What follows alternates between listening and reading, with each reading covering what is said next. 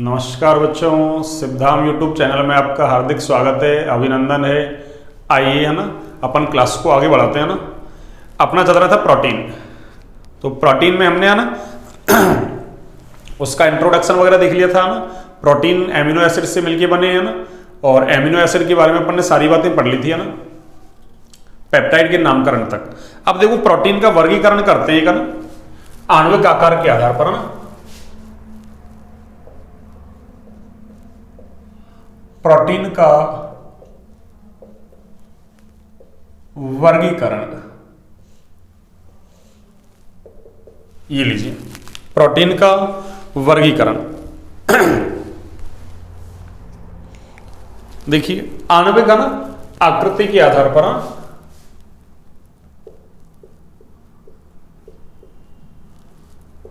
आणविक यानी इसमें जो एमिनो एसिड्स जुड़ के है ना, अरे पॉलीपेप्टाइड श्रृंखलाएं बनाएंगे ना, उनकी आकृति कैसी है ना, तो आणविक आकृति के आधार पर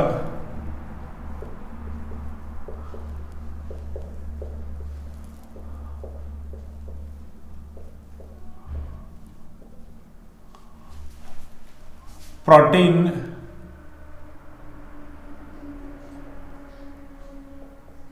दो प्रकार के होते हैं ना।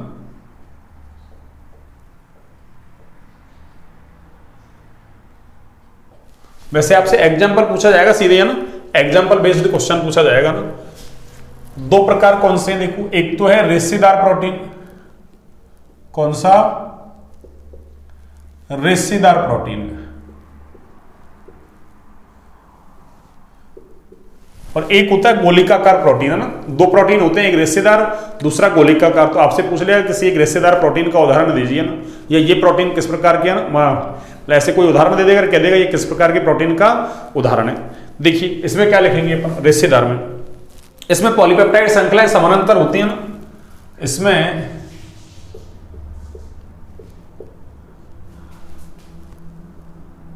पॉलीपेप्टाइड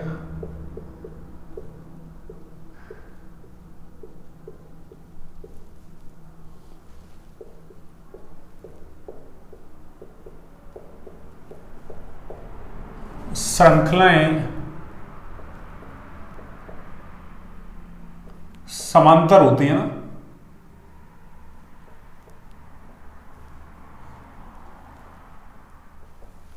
पॉलीपेप्टाइड श्रृंखलाएं कैसी हैं इसमें? समांतर ना।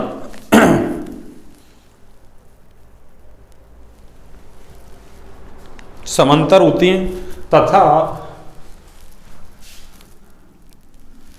एक सेकंड,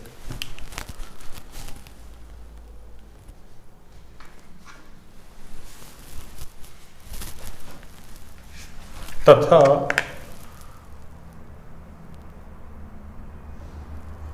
हाइड्रोजन बंध एवं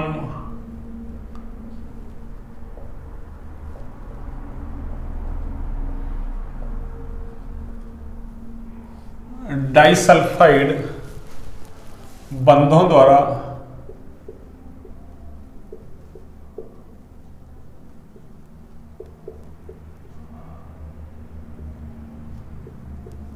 बंधों द्वारा जुड़ी रहती है ना।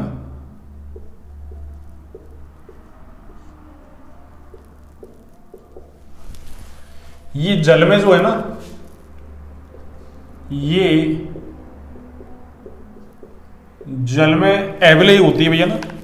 ये जल में कैसी होती हैं? एवले है ना। तो ये जल में एवले होती है ना।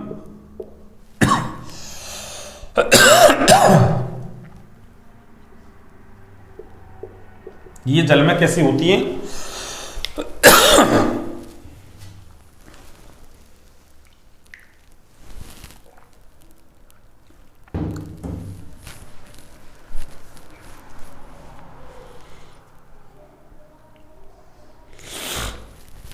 इसके जो उदाहरण हैं वो हैं, एक तो केरेटिन प्रोटीन, और एक है ना मायोसिन। तो केराटिन तो किसमें मिलती है? बाल है, नाखून है,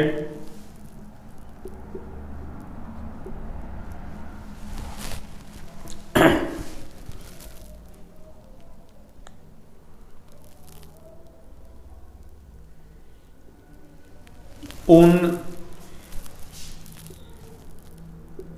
और रेशम इनमें मिलती है ना। तो एक तो केराटिन प्रोटीन है और दूसरा जो है ना वो है मायोसिन।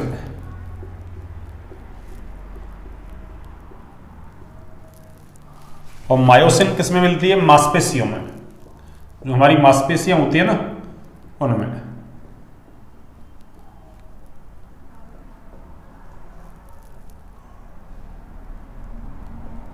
ये लो मांसपेशियों में ना एटसेट्रा।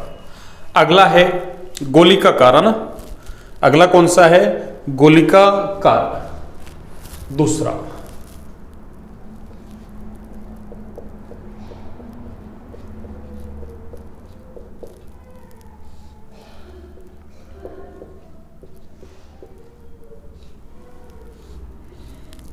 गोलिकाकार प्रोटीन। दी इसमें क्या होता है ना? इसमें पॉलीपेप्टाइड श्रृंखलाएं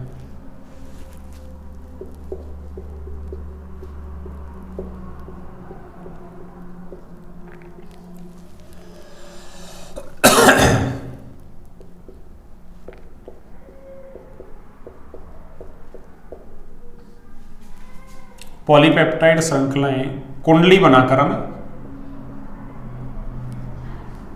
ऐसे कुंडली नुमा संरचना बना लेती है ना, यानी कुंडली बनाकर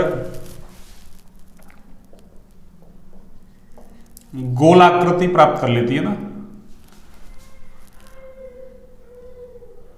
या गोलाकार कह दो ना, आकृति प्राप्त कर लेती है, प्राप्त कर लेती है ना।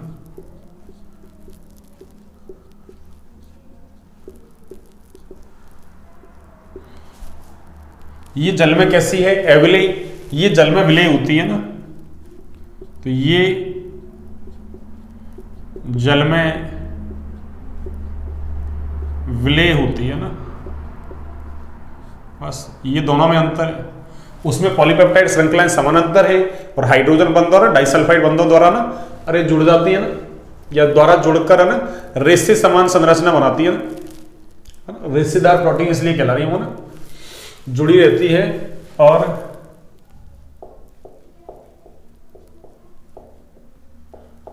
रेशे के समान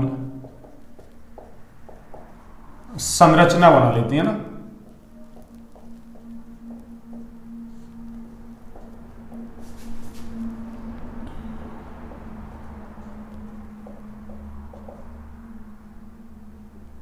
ये लो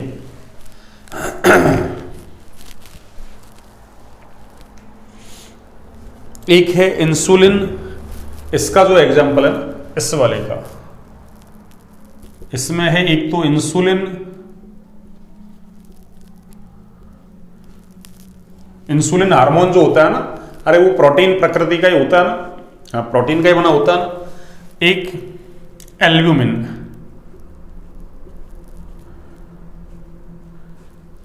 ये अंडे में मिलता है ना। एल्ब्यूमिन प्रोटीन किसमें? अंडे में।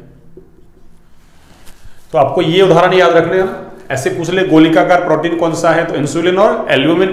और रेशेदार कैसा है? तो एक केराटिन प्रोटीन है और दूसरा मायोसिन प्रोटीन। मायोसिन मांसपेशियों में है ना, तो आपको डायरेक्ट एक तरीके से है ना, अरे रटने जैसे एग्जांपल हो गया ना, फिर रटने के जैसा काम हो गया ना, इसमें कोई समझने का विशेष है नहीं है ना। ठीक है, आपको तो उदाहरण याद रखने, उदाहरण पूछा जाएगा आपसे है ना। तो ये हो गया प्रोटीन का वर्गीकरण। अब देखिए आगे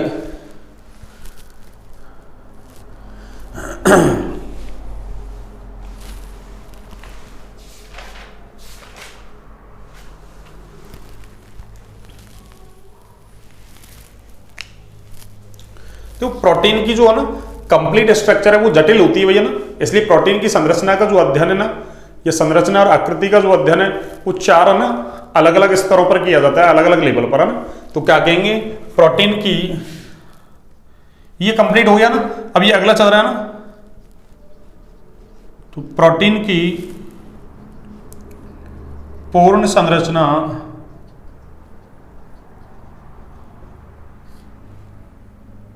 जटिल होती है ना,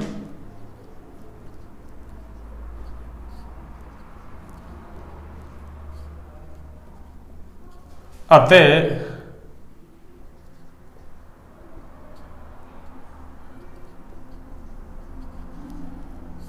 इसकी संरचना व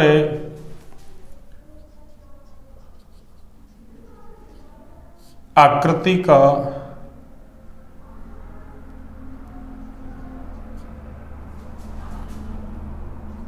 चार विभिन्न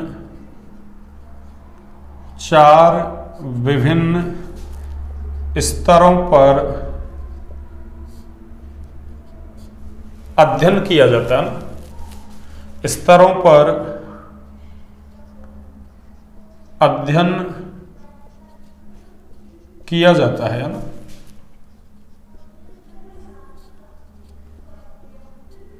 तो 4 अलग अलग स्तर कौन से हैं ना, 4 अलग अलग स्तर कौन से हैं ना, तो एक बार आप इसको नोट डाउन कीजिए ना, फिर अपन चारों स्तरों की बात करते हैं ना।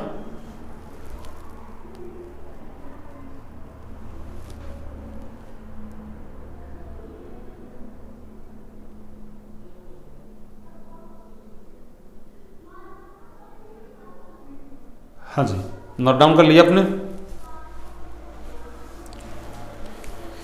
एक मिनट है ना, 1 सेकंड में अभी आता हूं ना, 1 मिनट।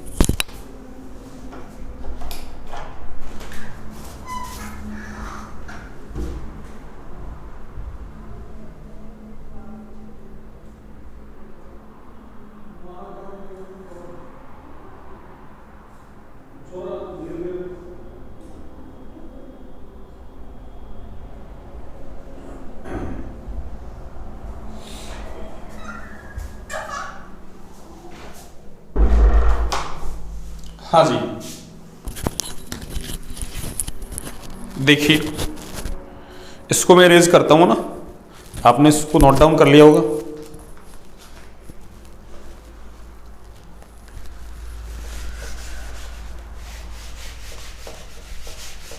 तो 4 स्तर कौन कौन से हैं देखिए।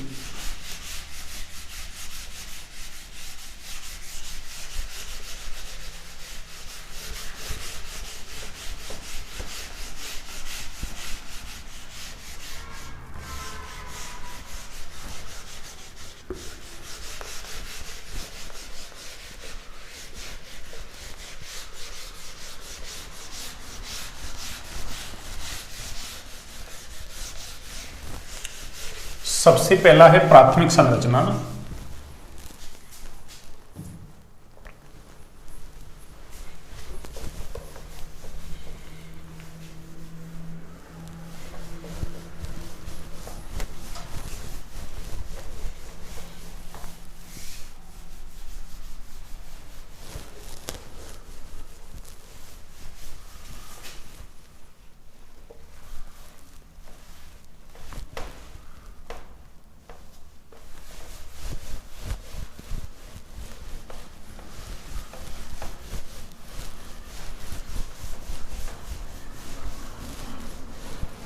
हाँ भाई देखिए 4 अलग अलग स्तर कौन से हैं ना। सबसे पहला है प्राथमिक संरचना। कौन सी? प्राथमिक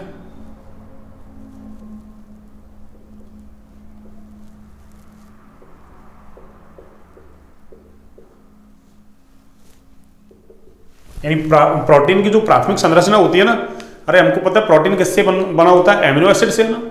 इसका मतलब प्रोटीन की जो प्राथमिक संरचना है वो एमिनो एसिड की संख्या ना, उनके जुड़ने का जो सीक्वेंस है, क्रम है, किस क्रम में वो जुड़े हुए हैं ना, उसको बताती है ना कौन, प्रोटीन की प्राथमिक संरचना। तो क्या कह सकते हैं अपन, क्या कह सकते हैं कि प्रोटीन की जो प्राथमिक संरचना है ना,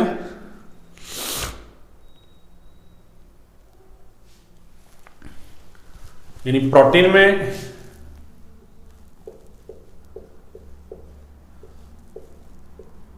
उपस्थित विभिन्न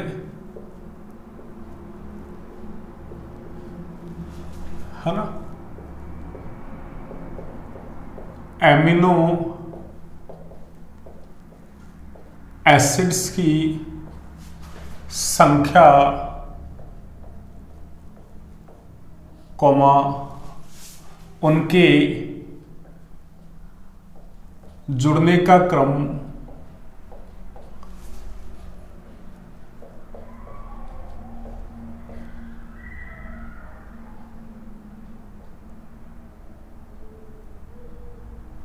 उनके जुड़ने का क्रम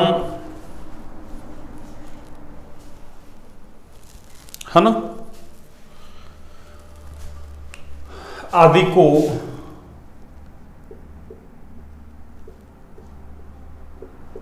व्यक्त करना। कितने एमिनो एसिड्स हैं ना उनसे मिलकर वो प्रोटीन बना हुआ है ना, उनके जुड़ने का सीक्वेंस क्या है, अनुक्रम क्या है, क्रम क्रम कह दो या अनुक्रम कह दो ना, सीक्वेंस है ना, आदि को व्यक्त करना प्रोटीन की प्राथमिक संरचना कहलाती है ना, प्राथमिक संरचना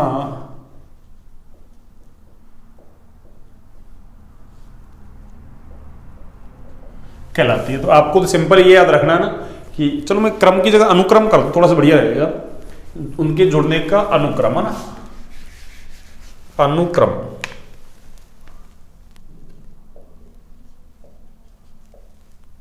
सीक्वेंस है ना, इसको व्यक्त करना क्या कहलाता है, प्रोटीन की प्राथमिक संरचना। अब देखो कोई प्रोटीन जितने एमिनो एसिड से मिलके बना ना, तो उनमें से किसी भी एमिनो एसिड के ना अरे अनुक्रम में चेंज कर दिया जाए, सीक्वेंस में चेंज कर दिया जाए, तो पूरे प्रोटीन अणु के गुणधर्मों में क्या हो जाएगा, चेंज हो जाएगा ना। यानी उस प्रोटीन की पूरी है ना जो बायोलॉजिकल एक्टिविटी है, जैविक सक्रियता है, वो ना वो पूरी की पूरी बदल जाएगी ना। तो क्या कहेंगे, अगला पॉइंट है ना प्रोटीन में उपस्थित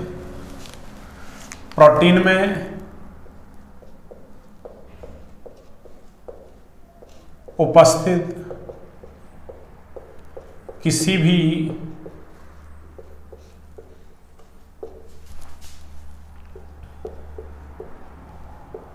एमिनो अम्ल है ना, प्रोटीन में उपस्थित किसी भी एमिनो अम्ल के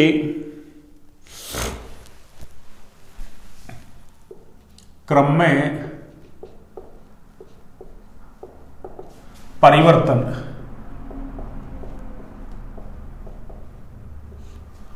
पूरे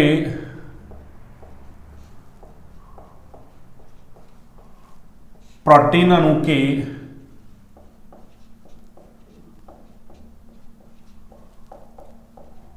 गुणों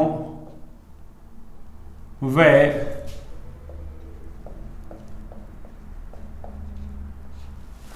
जैविक सक्रियता को बदल देता है ना, जैविक सक्रियता को बदल देता है ना।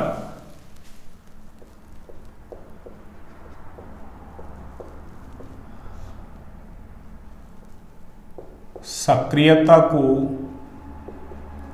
बदल देता है, यानी प्रोटीन जितने भी एमिनो एसिड से मिलकर बना, मान लो अरे 20, 50, 100 ना, 20 से क्या 100 या 100 से ज्यादा ना एमिनो एसिड जुड़ते हैं पेप्टाइड बंध के द्वारा, तो एक बड़े अणु का निर्माण होता है, उसको बोलते हैं अपन प्रोटीन, है ना।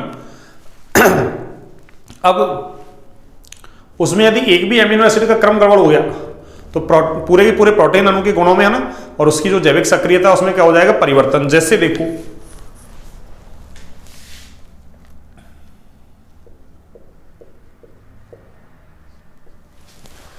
हीमोग्लोबिन जो है ना, हीमोग्लोबिन वो भी एक प्रोटीन ही है ना, वो भी क्या है, एक प्रोटीन, क्रोमोप्रोटीन है ना।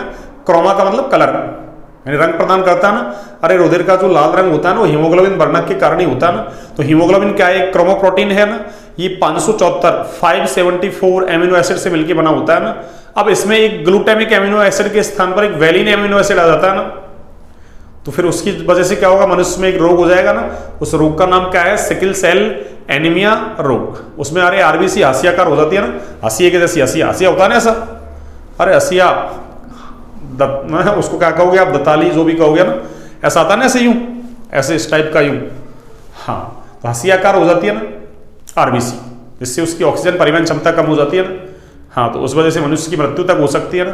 तो क्या कहेंगे, जैसे हीमोग्लोबिन यानी HB है ना, हीमोग्लोबिन एक क्रोमो प्रोटीन है ना, यह 574 है ना एमिनो एसिड से मिलकर बना होता है ना।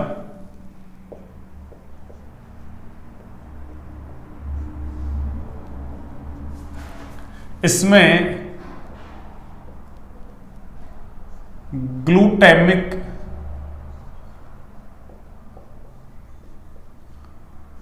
एमिनो अम्ल के स्थान पर एमिनो अम्ल के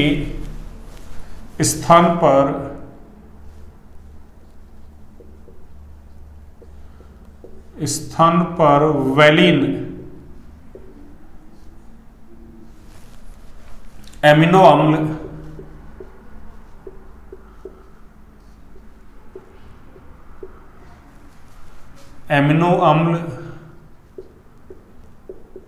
जुड़ जाने की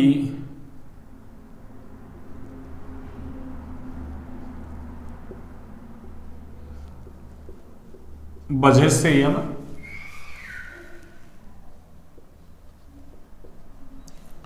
मनुष्य में सिकल सेल एनीमिया रोग हो जाता है ना, सिकल सेल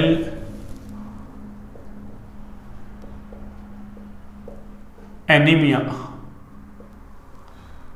ये बायोलॉजी में पढ़ते हो आप ना, रोग हो जाता है, रोग हो जाता है,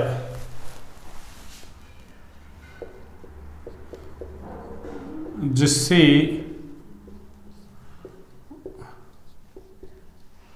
मनुष्य की मृत्यु तक हो सकती है ना,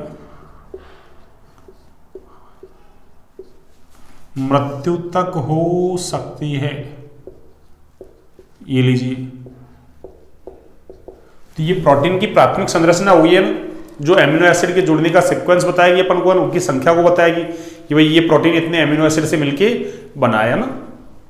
अब यदि प्रोटीन की प्राथमिक संरचना में कोई परिवर्तन हो जाए ना, मतलब प्राथमिक संरचना में परिवर्तन का मतलब जो एमिनो एसिड्स जुड़े हुए हैं उनके सीक्वेंस में कोई गड़बड़ हो जाए किसी भी एक एमिनो एसिड के में भी है ना, तो उस पूरे प्रोटीन अणु के गुण चेंज हो जाएंगे ना, यानी उसकी जो जैविक सक्रियता वो बदल जाएगी ना। जैसे उसका एक एग्जांपल मैंने ये दे दिया ना कि हीमोग्लोबिन कैसा एक क्रोमोप्रोटीन है ना, ये 574 एमिनो एसिड से मिलकर बना है। इसमें किसके स्थान पर, इसमें ये जो ग्लूटामिक एमिनो एसिड है ना, कौन सा ग्लूटामिक एमिनो एसिड है ना, इसके स्थान पर कौन सा आ जाता है, वैलिन एमिनो एसिड आ जाता है ना। उस वजह से मनुष्य में एक रोग हो जाता है, उस रोग का नाम क्या है, सिकल सेल एनीमिया रोग। ठीक है ना, तो ये क्या हो गया एग्जाम्पल इसका ना। तो ये प्रोटीन की प्राथमिक संरचना ना अपनी कंप्लीट होती है भैया ना, अरे प्रोटीन की प्राथमिक संरचना कंप्लीट होती है ना। अब पढ़ते हैं पर प्रोटीन की द्वितीयक संरचना ना।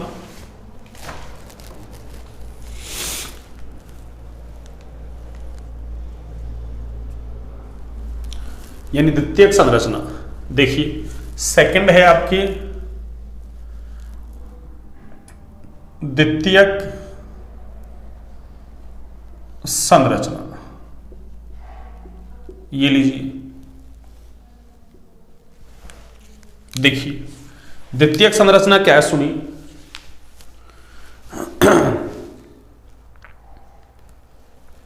है ना, यानी प्रोटीन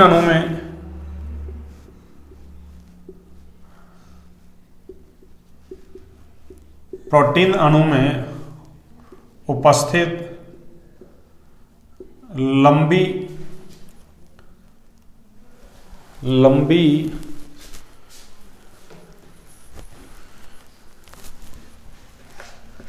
लंबी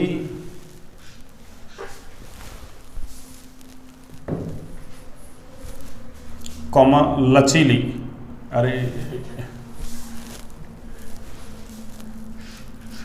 लंबी लचीली पॉलीपेप्टाइड श्रृंखलाएं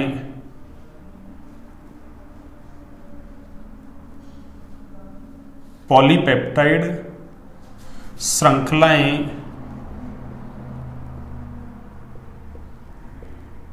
हाइड्रोजन बंधों द्वारा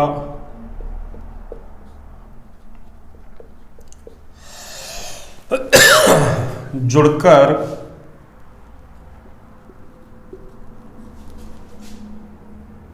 एक विशिष्ट संरचना का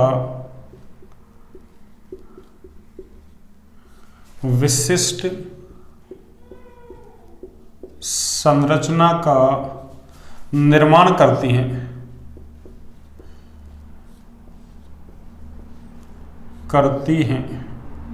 जिसे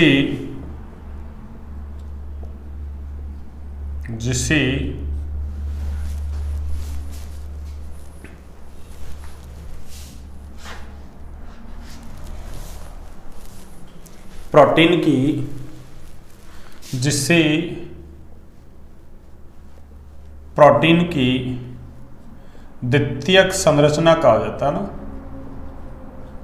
द्वितीयक संरचना कहा जाता है ना।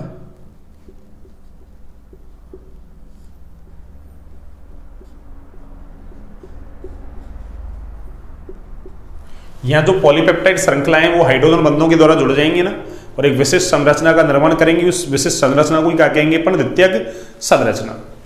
ठीक है ना। अब देखिए, है ना,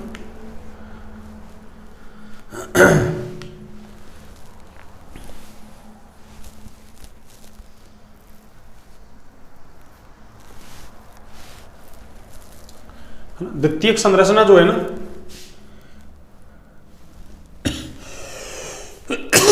द्वितीयक संरचना कहा जाता है ना, ये जो पॉलीपेप्टाइड श्रृंखलाएं हैं ना, है ना, यानी ये पॉलीपेप्टाइड श्रृंखलाएं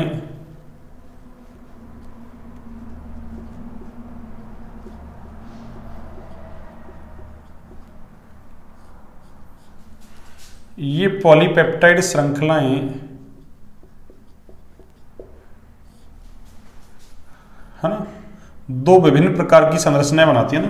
पॉलीपेप्टाइड श्रृंखलाएं है ना, ये क्या करती हैं? दो, है ना, भिन्न प्रकार की संरचनाएं बनाती हैं ना।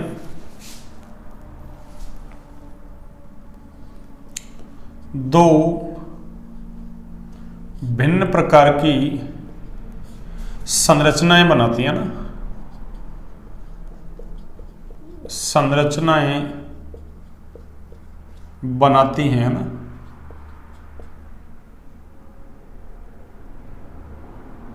दो भिन्न प्रकार की संरचनाएं कौन सी हैं? देखो, एक है अल्फा हेलिक्स संरचना, अल्फा हेलिक्स संरचना, और दूसरी कौन सी है? देखो, बीटा प्लीटेड सीट, है ना, प्लीटेड सीट, है ना, या तो ये नाम ले दो,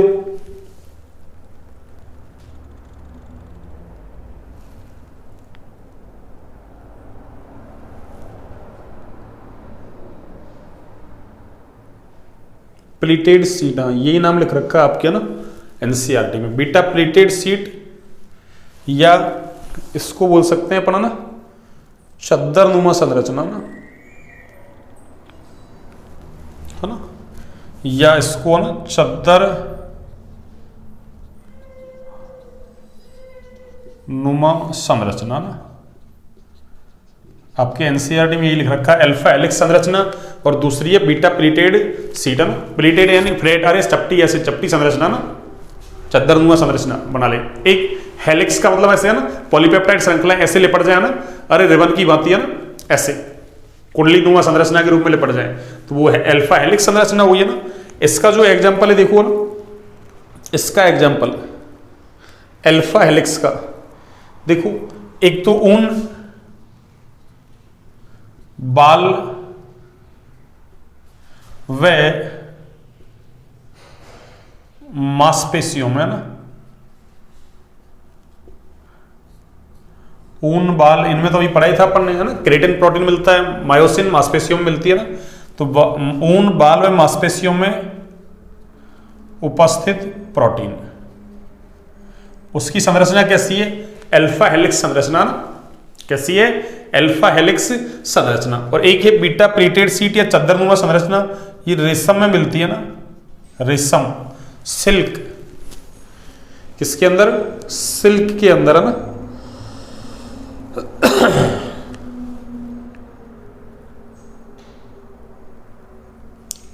सिल्क रेशम है ना, इसकी जगह चलो सिल्क लिख लो ना, ऐसे करो ना,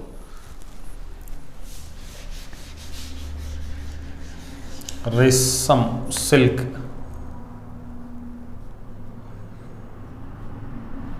ये लो, तो आपको ये ध्यान रखना है ना कि प्रोटीन की जो द्वितीयक संरचना है ना, वो दो प्रकार की, एक तरीके से अल्फा हेलिक्स संरचना, दूसरी है बीटा प्लीटेड सीट संरचना या चद्दरनुमा संरचना। सिल्क इसका है ना, सिल्क के अंदर ये मिलती है, ये ऊन बाल और मांसपेशियों के अंदर मिलती है ना, कौन सी, अल्फा हेलिक्स संरचना। तो ये प्राथमिक संरचना द्वितीयक संरचना दोनों की बात कर ली अपन ने। अब तृतीयक संरचना चतुष्क संरचना की बात करते हैं ना।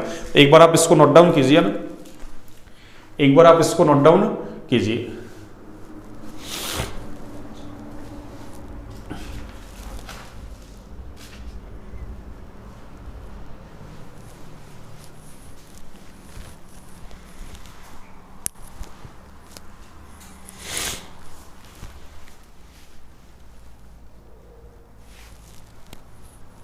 हाँ जी, नोट डाउन कर लिया आपने। देखिए तृतीयक संरचना की बात करते हैं ना, तृतीयक संरचना इंपॉर्टेंट है ना,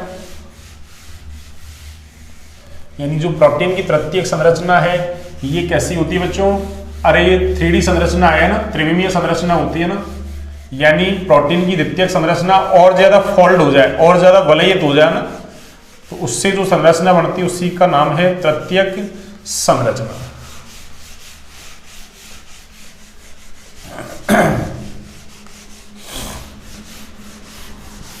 प्राथमिक काम की थी है ना, द्वितीयक में तो ये दो याद रख लो, अल्फा हेलिक्स और दूसरा है ये कौन सा आपके बीटा प्लीटेड सीट संरचना। एक तृतीयक को ध्यान रखना है ना, चतुष्क में भी कोई खास बात नहीं है ना। तो प्राथमिक एमिनो एसिड्स का क्रम है ना, उसको बताएगी, उनकी संख्या को बताएगी कि कौन सा प्रोटीन कितने एमिनो एसिड से मिलके बना है और उनके जुड़ने का सीक्वेंस क्या है ना। अगर एक भी एमिनो एसिड के क्रम में चेंज हो जाता है तो पूरे की पूरे प्रोटीन अणु के गुणों में और उसकी जैविक सक्रियता बायोलॉजिकल एक्टिविटी में क्या हो जाता है, चेंज। जैसे उसका एग्जांपल अपन ने सिकल सेल एनीमिया रोग दे दिया आपको ना, ठीक है। अब देखिए प्रोटीन की तृतीयक संरचना, तीसरा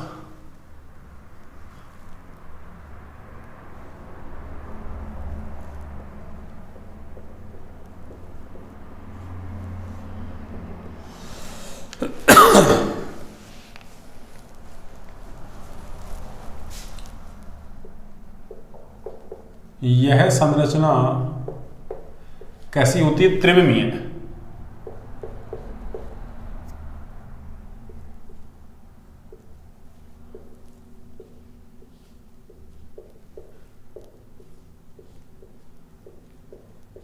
यह संरचना त्रिविमीय होती है ना, कौन सी होती है, त्रिविमीय होती है ना। यह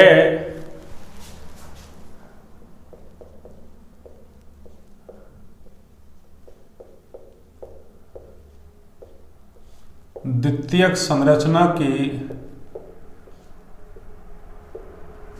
और अधिक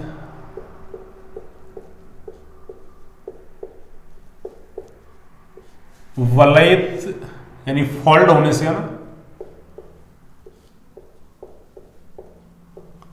होने से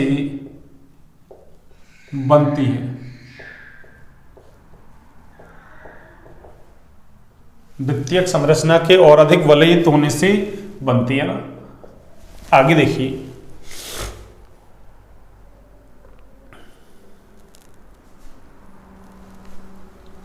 इसमें पॉलीपेप्टाइड श्रृंखलाएं है ना,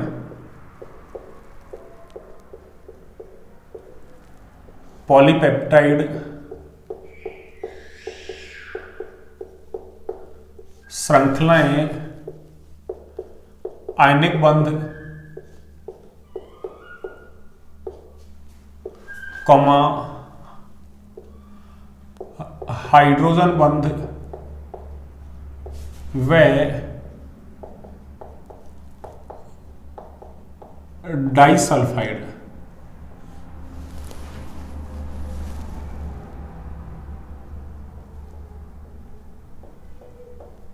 बंधों द्वारा स्थायी रहती है ना।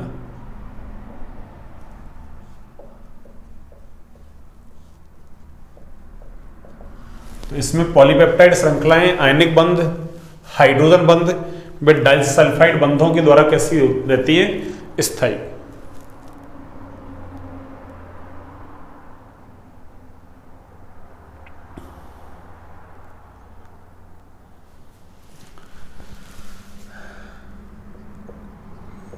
तृतीयक संरचना द्वारा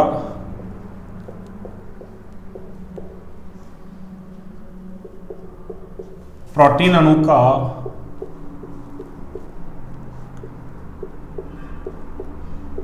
संपूर्ण आकार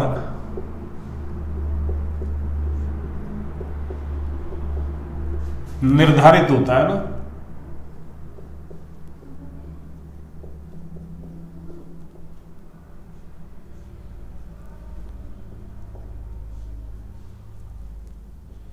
देखिए, तृतीयक संरचना द्वारा प्रोटीन अणु का संपूर्ण आकार कैसा होता है? निर्धारित। 3D संरचना है। कौन कौन सी बंध मिलते? पॉलीपेप्टाइड श्रृंखलाओं के बीच में याद रखना है ना, आयनिक बंध, हाइड्रोजन बंध और डाइसल्फाइड बंध। एक है ना जो द्वितीयक संरचना है वो और ज्यादा फोल्ड हो जाए ना, अरे और ज्यादा वलयित हो जाए, ऐसे है ना, लिपट जाए, तो उससे क्या होगा? तृतीयक संरचना का निर्माण हो जाएगा। एक प्रोटीन अणु का संपूर्ण आकार निर्धारित करना है, तो वो कौन करेगा? तृतीयक संरचना। आगे देखिए अगला पॉइंट। अगला पॉइंट देखिए ना, प्रोटीन की जैविक क्रियाशीलता, बायोलॉजिकल एक्टिविटी, जैविक क्रियाशीलता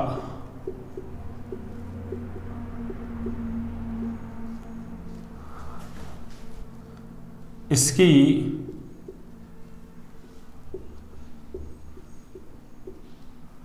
तृतीयक संरचना पर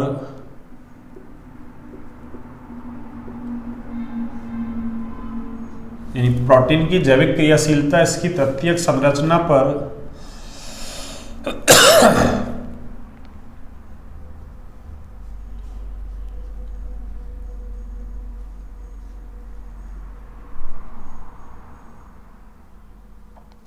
निर्भर करती है ना।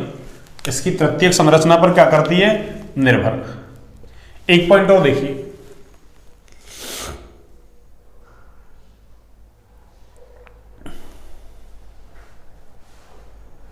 प्रोटीन की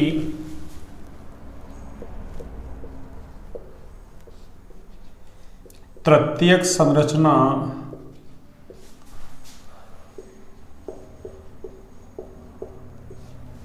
यानी प्रोटीन की जो तृतीयक संरचना है संपूर्ण अणु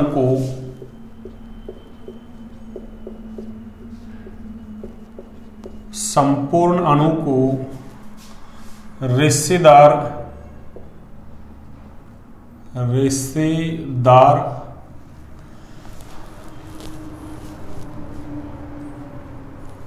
तथा गोलिकाकार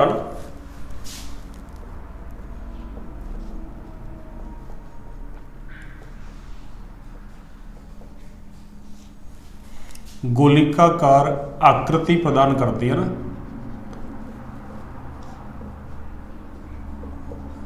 आकृति प्रदान करती है ना। तो छोटी छोटी सी बातें आपको याद रखनी है ना।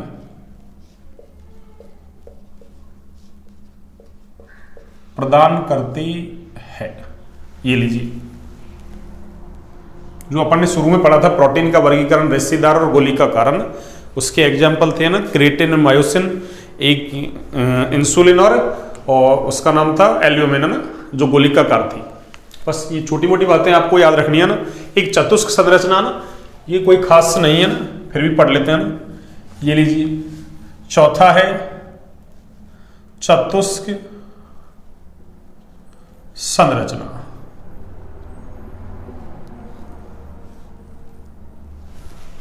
ये लीजिए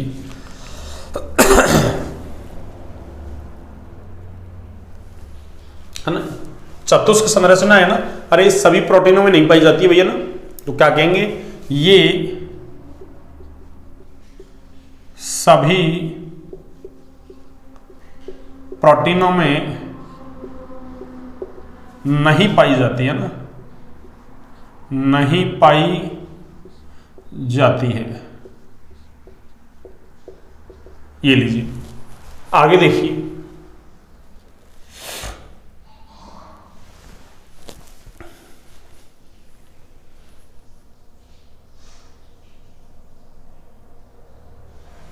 कुछ प्रोटीन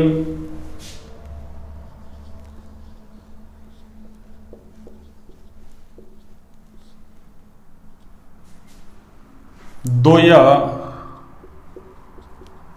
दो से अधिक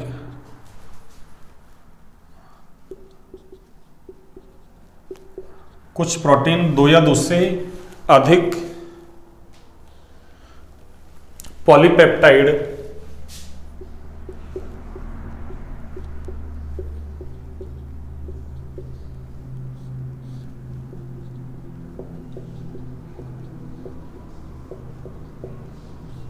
श्रृंखलाओं से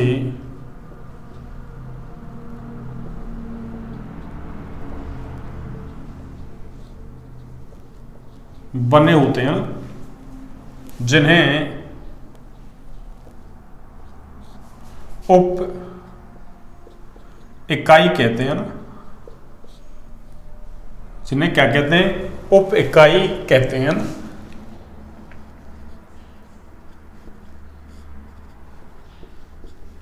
इनकी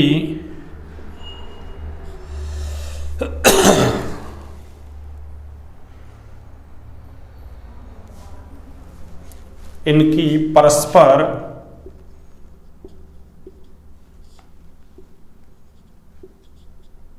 दिक् स्थान है ना, दिक् स्थान बोलो 3D है ना, त्रिविमीय व्यवस्था को ही प्रोटीन की चतुष्क संरचना कहा जाता है ना, प्रोटीन की चतुष्क संरचना कहा जाता है।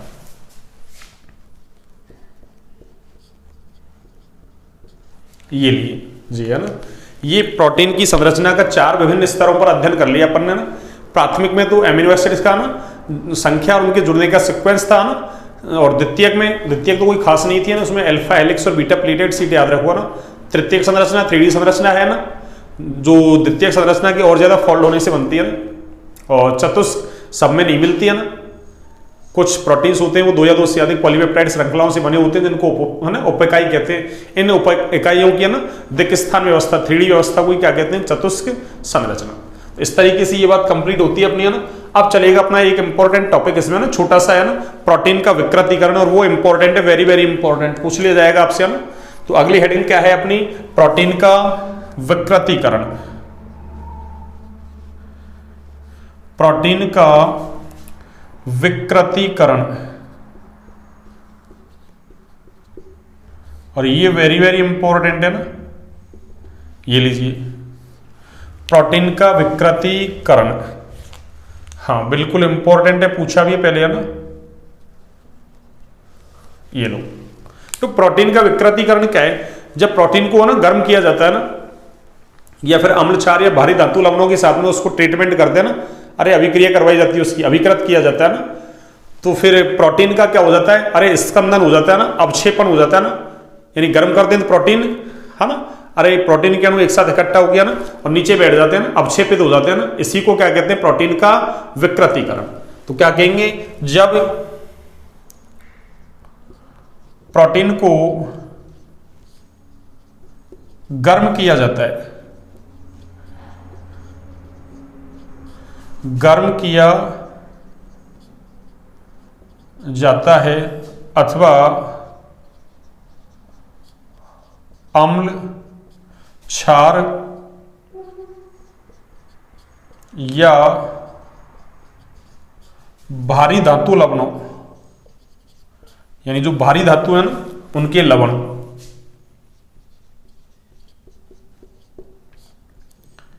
लवणों के साथ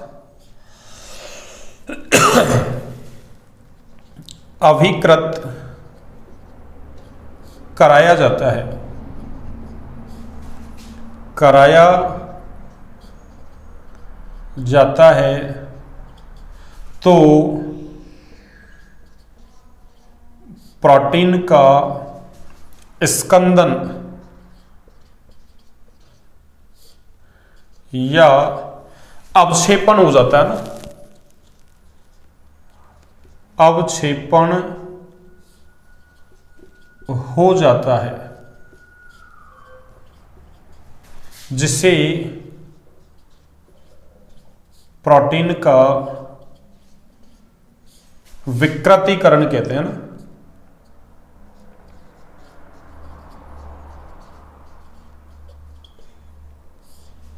विकृतीकरण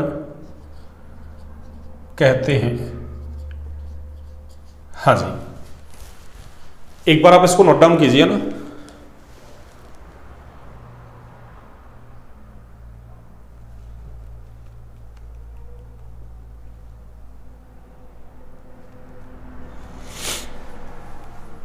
एक बार इसको नोट डाउन कीजिए आप, है ना, क्योंकि थोड़ा सा रट्टा फिकेशन का पार्ट है ना, बस ये प्रोटीन का विकृतीकरण इंपॉर्टेंट है इसमें ना,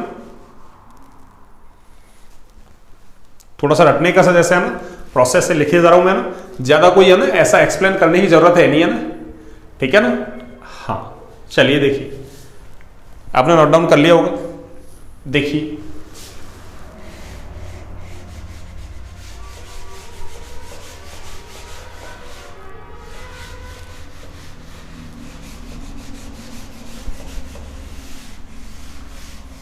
हाँ जी।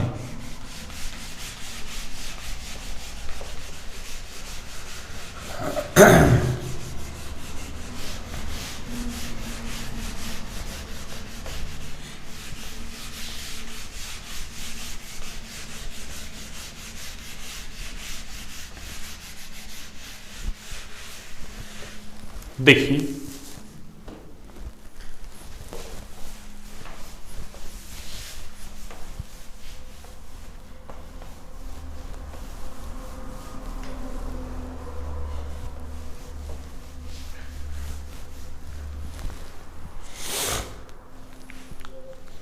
देखिए विकृतीकरण के कारण ना, यानी प्रोटीन का विकृतीकरण होता है ना, उस वजह से प्रोटीन की है ना, अरे द्वितीयक और तृतीयक है ना, मतलब द्वितीयक और उसकी तृतीयक संरचना प्रभावित होती है ना, प्राथमिक संरचना में कोई परिवर्तन नहीं होता। तो क्या लिखेंगे अपन? विकृतीकरण के कारण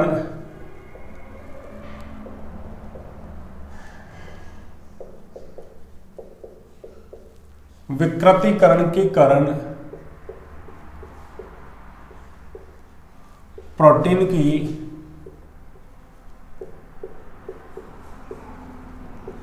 द्वितीयक व तृतीयक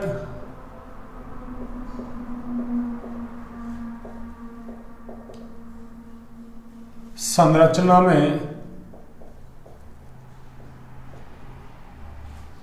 परिवर्तन होता है।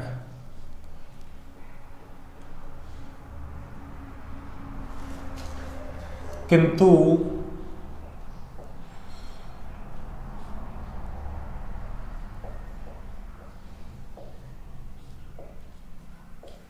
प्रोटीन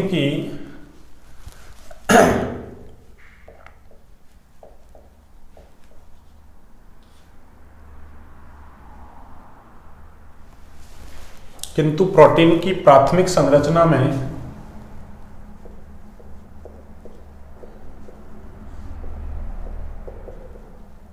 कोई परिवर्तन नहीं होता ना, परिवर्तन नहीं होता है। अब देखिए, एक तो इसका एग्जांपल है ना, अरे अंडे को गर्म करते हैं ना, तो अंडे की जो सफेदी है ना, हाँ, उसका अवक्षेपण। एक दूध का ना, अरे जमना, ये भी क्या है, प्रोटीन का विकृतीकरण है ना। तो उदाहरण क्या हो जाएंगे इसकी,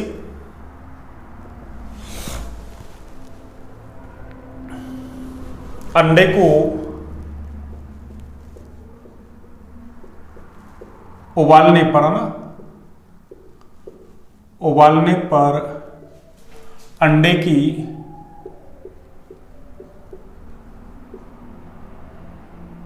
सफेदी में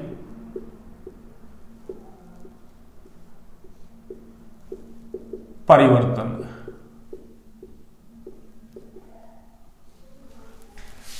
एक एग्जांपल है ना। और दूसरा देखो, दूध का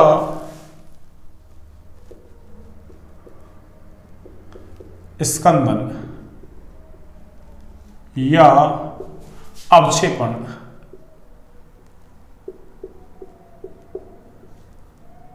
अरे दूध फट जाता है ना, दूध फट जाता है, वो क्या है, प्रोटीन का विकृतीकरण ही है ना। प्रोटीन का क्या है, विकृतीकरण। तो इतनी बातें आपको याद रखनी है ना। ऐसे पूछ ले, प्रोटीन के विकृतीकरण से प्रोटीन की संरचना परिवर्तित होती है, प्राथमिक, द्वितीयक, तृतीयक सभी। तो कौन सी होती है, द्वितीयक और तृतीयक, ठीक है ना, प्राथमिक नहीं होती है ना, ठीक है। तो ये हो गया आपका प्रोटीन का विकृतीकरण। और प्रोटीन का विकृतीकरण क्या, प्रोटीन ही कंप्लीट हो गया ना। तो हमने अब तक 2 जैव अणु कंप्लीट कर लिए हमारे यहाँ ना, एक तो कार्बोहाइड्रेट, दूसरा प्रोटीन, है ना। इसके बाद एक न्यूक्लिक एसिड बच रहा है, एक विटामिन बच रहे हैं ना, एक हार्मोन एंजाइम है ना, इसको ले लेंगे। बस इसी के साथ थोड़ा बहुत छोटा मोटा होगा ना, वो कंप्लीट कर लेंगे ना, ठीक है बच्चों। चलिए आज की क्लास यहीं तक है ना। और क्लास अच्छी लगे तो लाइक सब्सक्राइब शेयर करें भैया ना, शेयर रुकने नहीं चाहिए, है ना। हाँ, आप शेयर नहीं कर रहे, शेयर करने में कंजूसी कर रहे हैं, है ना। अरे आपका कोई चार्ज लग रहा है, आपकी जेब से पैसा लग रहा है ना, हाँ ऐसा सोच रहे हैं ना, हाँ ऐसा नहीं सोचे है ना। हाँ, लाइक सब्सक्राइब शेयर वगैरह करें ना, उससे हाँ भाई अपने है ना 497 है ना सब्सक्राइबर हो गए अपने, है ना। तो आपको भी ऐसा लगे ना, हाँ मुझे भी एक मोटिवेशन मिलता है, मैं भी और ज़्यादा से ज़्यादा मेहनत करूँगा ना, आपको और भी अच्छे से अच्छा कंटेंट दूंगा ना। हाँ, अभी अपन है ना एक फिजिकल का चैप्टर स्टार्ट करेंगे ना, इसके बाद एक ऑर्गेनिक एक फिजिकल, एक क्लास ऑर्गेनिक की एक फिजिकल की, है ना। इस तरीके से तभी जाके अपना ना, अरे सिलेबस दिसंबर लास्ट तक कंप्लीट हो पाएगा ना, ठीक है। अब तक हमने 3 चैप्टर है ना, बस तीसरे चैप्टर की तरफ मूव कर रहे हैं ना, मतलब कंप्लीट होने वाला ही है ना। अब ज़्यादा टाइम नहीं लगेगा इसमें ना, थोड़ा सा हल्की सी तबीयत वगैरह खराब चल रही है ना। हाँ, तबीयत खराब तो क्या मतलब, खांसी जुकाम वगैरह ऐसे है ना, थोड़ा सा इसलिए मैं एक एक क्लास ले रहा हूँ, छोटी छोटी क्लास है ना, ठीक है। चलिए आज की क्लास यहीं तक है ना, स्वस्थ रहें, मस्त रहें, है ना, अच्छे से। Okay, good night.